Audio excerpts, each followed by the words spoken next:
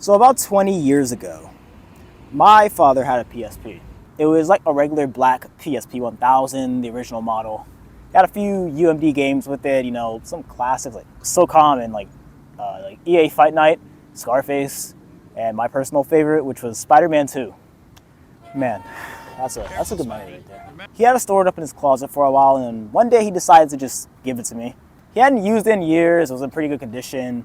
He had this like steel carrying case that allowed for me to charge the PSP at the same time. It was really nice. It was a good deal. There were game saves on this PSP that went back to 2005. But despite how old it was, I played it and I had an absolute blast. Can't say anything bad about it. One day I brought it with me to the barbershop. Because why wouldn't I? It's a portable game console. I want to play wherever I'm at. And especially as a kid. I held this thing with me and I brought it everywhere I went. This was back when I still got haircuts, and while all the barbers were yapping, I was playing with this other kid. Not be too noticeable, but there's so many people walking around over here and so much things happening that's just hard to not get distracted. This is such a bad place to record, bro. He asked to see it, and I was feeling nice enough to share the beloved PSP that I had gotten with somebody else because I enjoyed it. I should share it with other people. That's good. You know what I'm saying? He grabs it, he plays it for a little, and then he drops it on the floor. And if you know anything about PSPs, especially the OG model, they have this really fragile door for the disc, for the physical media. I picked it up and I tried to close the UMD door, but it didn't work. So why does this matter? Well, I couldn't play any games on it anymore.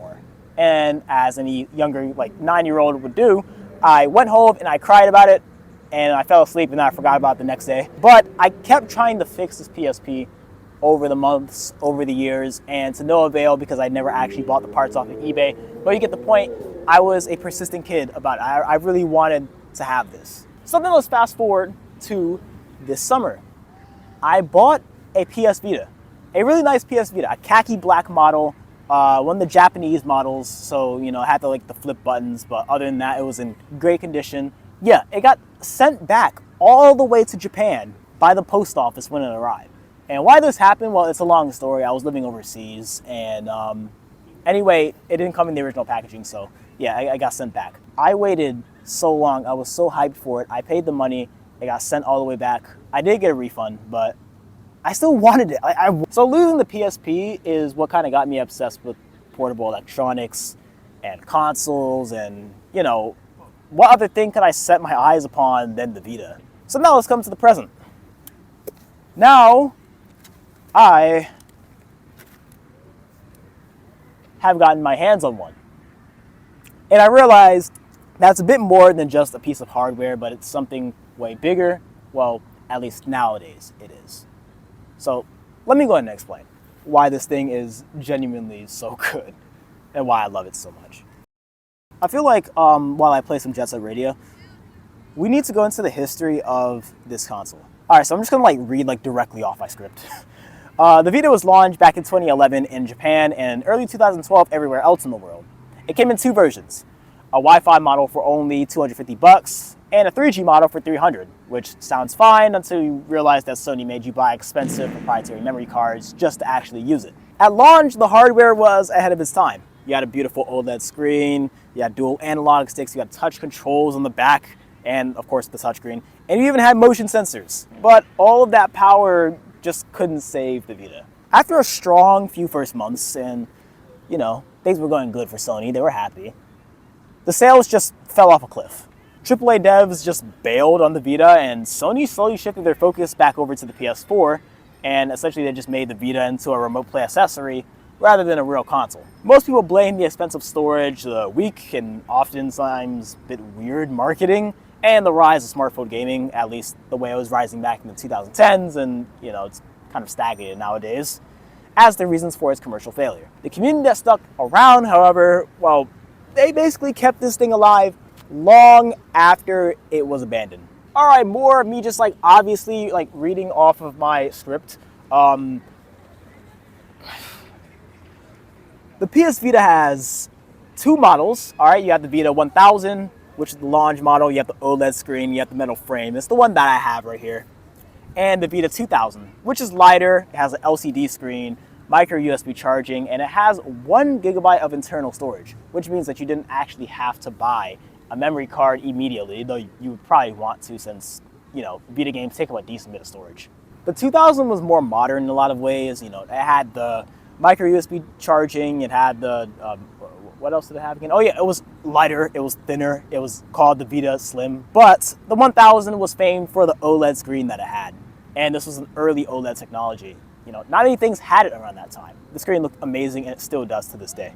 So as for the specs, dude, I'm not gonna like try to memorize this. I'm sorry, y'all. I'm not saying this off the top of my head. I'm not. It's like 10 o'clock at night. You have a quad-core ARM CPU, a quad-core GPU. You have 512 megabytes of RAM, which, to be honest, is, you know, enough for a console that you're only gonna play games on pretty much, and 128 megabytes of VRAM. So essentially, you've got PS2 graphics portable. However, they're also a bit sharper on that little small 5-inch display as compared to a full-size TV. Portable PS2, you can't complain. Well, it doesn't play PS2 games, but graphics-wise, Vita games. Remember when I mentioned that there was a 3G model of the Vita that went for $300? Yeah, as in, like, you could play games and you could check emails on your Vita anywhere at any time with 3G connectivity. Yes, that existed. Now, this Vita was called the Vita 1001. And my Vita is actually a 3G Vita, so that's cool. Nowadays, 3G is like obsolete as hell, but yeah, it was really an interesting feature to have on a video game console back in the 2010s. And on that note about 3G, I want to mention that the influence of the smartphone market on the Vita's features is really, really apparent when you use it. It's got like a lot of other phone-like functions than 3G. Like, for example, the pretty terrible camera that it has. Of course, to test this, I took it to a very reasonable place, like a concert.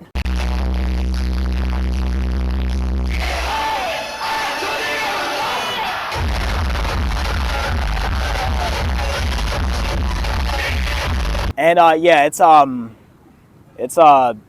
a video, technically.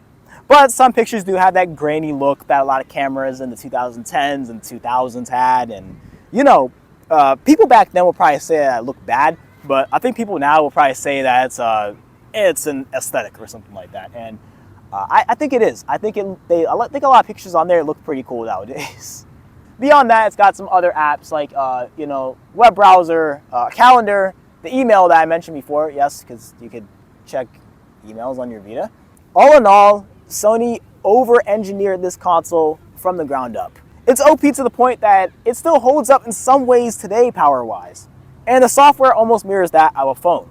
Now, it's a shame that it sold so little and it was abandoned given how well-designed it was, but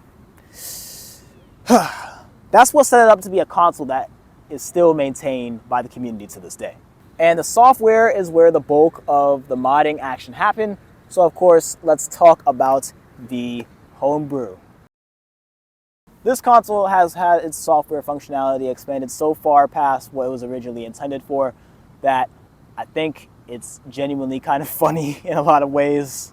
Remember how one of the Vita's biggest drawbacks is that it had these expensive proprietary memory cards? Well, this is completely resolved with a $10 SD to Vita. Yes, you can just buy this off of Amazon. It essentially just replaces your game slot with internal storage for the Vita, and you can put any micro SD storage that you want inside of it. Well, up to a certain point. I forgot what that was. I have a 128 gig card inside mine. You don't need anywhere near that amount of storage. I just had that card laying around. But it's way bigger than any of the sizes that Sony ever released. They only released up to 32 gigabytes as far as I remember. If you happen to have a 3G Vita, like me, you can also get an adapter called a PS-VSD. And essentially it allows you to use the space where I believe the 3G modem is for more internal storage. What is going on behind me? All right. I feel like I'm just gonna get sacked over here. Now, the big benefit of that is that it allows you to have the game card slot free.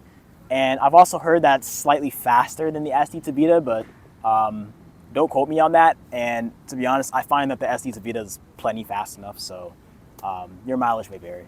Yeah, there's PSX games and there's retro console emulators and the ability to simulate an entire PSP operating system on your Vita. Yes, you can do that. No, don't buy a PSP anymore. It's not worth it. You can just get a Vita. It's a 2-in-1 console. But there's also online functionality that still exists by the PlayStation Network somehow still. And for games that don't have that functionality anymore, many of them have had it restored by the community. Go figure. And there's also an entire database of apps called VitaDB, which has completely random apps that range from indie games to entire Android ports. Dude, when I say that this thing has like been modded like beyond what it was ever intended for, I mean it. I'm not lying. I'm not lying. So essentially, the entire modding process is you just going to a website on your Vita's browser, and then you just press a few buttons and you install all of your apps. It's incredibly user-friendly. Of homebrew applications to the live area screen, it is compatible with firmware version 3.65, 3.68, 3.74, which is what I have. Don't know what this is talking about. I put it on here. No, this is just a random video I'm taking for like I'm gonna make an actual video out of this. Like I've been wanting to do that for a while. And once you mod this thing, those random homebrew developers, wherever they are, essentially become the console's maintainers, and now you have full control over the console. It's your hardware. Okay, so this wouldn't be a complete video if I didn't talk about the games that I have in my Vita. I have a lot. I'm not going to go through all of it, but I'll go ahead and mention a few of them. I feel like this could be a whole video of its own though. I'm really big on a specific type of game, story-based games with a huge emphasis on the visuals, the aesthetics. I started that sentence off of visuals because I didn't want to have to cringe at that. Is that cringy nowadays? I don't know. If it's any help, my favorite games of all time are Halo CE and Cyberpunk, which both fit this specific vibe really well, I would say. Why do I say this? Well, the Vita has a lot of these specific types of games, and frankly, it's got games for pretty much everyone when you factor in Vita games, PSP games, PSX games, and whatever else stuff you manage to download on it. There's something there for everybody. My games I have are, let me pull up the list. I've got Jet Set Radio, Gravity Rush, Need for Speed Most Wanted, Hatsune Miku Project Diva F, Steins Gate, and some others I've downloaded but I haven't played yet, like Persona 4. As for my PSP games, I've got Tekken 6, which I'm addicted to right now, Initial D Street Stage, the Jelly Car, and Midnight Club 3. And for the PS1, I've got Parasite Eve, and I've got Tekken 2. Now, I think as we've set the tone for, the Vita did not receive the support that it should have, unfortunately. So you're limited to many older games and many JP games with it's just like the Vita library itself. That isn't really so much of a bad thing for me, and it may not for you, or it may be, but something to keep in mind. Some games like the original Gravity Rush, I feel will be a lot more well known if they released on a more popular console like the PS4 originally rather than the Vita. Like the Vita's got some really good exclusives. Beyond just Persona 4 Golden, which is amazing, by the way. I'm saying that because I've heard that it's amazing. I've never actually played it, but I'm sure that it is. Some games like Steins Gate and Valhalla, like visual novels like that, and also other really slow-paced games are really good on the Vita. Like really, really good. Like the form factor just really works for it. Maybe not in terms of graphics or visual quality because, you only have a 5-inch screen to work with here. But, I don't like always being tethered to my PC, and especially when I'm trying to play a visual novel, which is literally just a book, like a picture book. I like being able to take that with me. That's something that the Vita allows me to do really well. PSP games are also pretty much a 10 out of 10 on the Vita, and I believe that this is the best way to experience PSP games today. Unless you want a bigger screen or something like that. Now, I'm still actively playing through my library of games and the other million games I need to finish on other consoles. But I'll just put my list of games I'm planning to play on screen and you evaluate those for yourself. I'm sure I'd have more to say on this in maybe a year or so, but those are my experiences with the games so far. Oh, I'm about to fall over. It's a console that was built by Sony, but I feel that, it's being maintained by a community effort now that's so strong that they've essentially become the maintainers. It's essentially become the community's console. In other words, their combined effort has rivaled that of an entire company. That's pretty amazing. I feel like an important part of my usage of this is how it's impacting my life. So I don't want to just talk about the specs, the games, like the normal stuff that you'd be seeing. I feel like there is a personal aspect that I have with this device. So the name Vita stands for life. Now, what exactly Sony intended for that to mean, I don't know exactly, but what I can tell you is that it in fact does have many considerations and features designed around the purposes of it being a positive part of your life. We've seen a push towards all types of gaming devices, We've seen more powerful consoles like, the new Steam machine. We've seen game streaming. We've seen the revitalization of the handheld market with, consoles like the Switch and the Steam Deck and other portable but like really large gaming PCs. This is the thing though.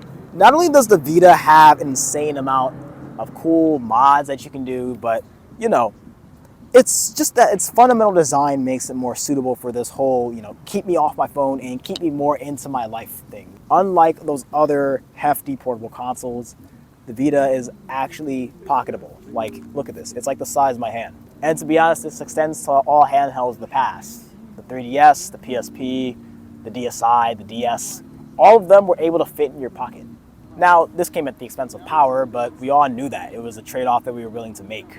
The Vita happens to have the most powerful internals of any of these pre-Switch and pre-Steam Deck portable handhelds. So, it occupies a unique niche that not even the 3DS does. But I find that there's a more broad manner that this device can impact your life. All right? From its form factor to the way that it aged to how it stacks up to the phones of our time. While this may have been intended to compete with mobile phones and their gaming capabilities, I'd say that in 2025, or 2026 I guess now, that this console stands out primarily because of the way that it avoids the pitfalls of modern smartphones. It's left me a lot healthier, and I'm still technically distracting myself, but at the very least I'm distracting myself with stories that were written with a lot of care and thought, rather than watching Instagram, scrolling Instagram, watching YouTube obsessively searching Reddit for answers to life's awful questions or depressing news articles. You get the point. What the Vita provides in particular is a form of portable escapism that leaves you fulfilled, and it's still interactive. It's not as calm and sometimes sombering like reading a book, but it's not hyper stimulating and depressive like our phones can be. It's the healthy medium. It's like a somewhat healthy meal. Obviously it can get out of hand, but it's pretty difficult to actually get to that point. And also, it's easy to pick up and play. While there's other consoles that offer this, it's the fact that the Vita provides it in such a small form factor with great hardware and also being able to be easily customized to suit your life and your needs. It's got a cult following for a reason, okay? It's an amazing console with a lot of soul, with a lot of thought put into it. Even just stock, by itself, there's a lot that you can do with this. So to the engineers and to the people who designed and helped inspire the creation of this console, as well as the modders and the homebrew scene who keep giving their continuous voluntary support for this thing, I have to give you my public thanks for getting me through a pretty dull part of my life. This has brought a lot of color into my life. It means a lot to me. That's why I'm making this video. And of course, I highly suggest that you pick up one yourself. So all in all, this is a console that has a pretty bright future, a piece of technology, I should say, that has a bright future in spite of its failure. It became a success later in its life because of its new maintainer, the collective community that pushed its limits and made it into something that clearly, just looking on the amount of Vita videos that are across YouTube, into something that has brought people a lot of happiness, I would say. Yeah, I guess that's the word for it. This is my first video in a while. I hope it was enjoyable. I'm really busy. I just started university, so I'm trying to put things together and do things, and yeah. As you can see, I'm right out here in a field. It's 10 o'clock at night. I'm right outside downtown, actually, and yeah, I'm chilling. This, as you can see, this is my favorite album of all time. I imagine not many people are probably gonna know this, but if you do, of course, let me know. This is my favorite album of all time. All right, I probably would try to find a Drain Gang wallpaper, but I couldn't find any. So maybe I might try making my own. Who knows? And also, I kind of am interested in like using the Vita SDK and trying to put together like a little app. Oh, if you like the video, please like the video and subscribe. And yeah, I'll see you around.